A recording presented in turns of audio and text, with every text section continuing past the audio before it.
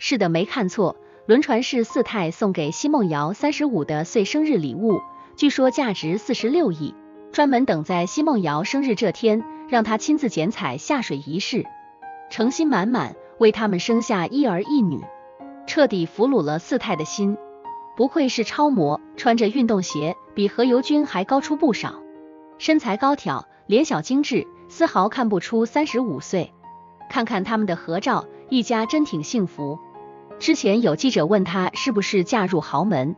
他扬言自己是嫁给了爱情，看了《幸福三重奏》，真是信了他的话。他们是真爱，何猷君是从骨子里喜欢他，真有夫妻相，越看越合适。虽然没有办婚礼，但是已经不重要了，可以看出他很幸福。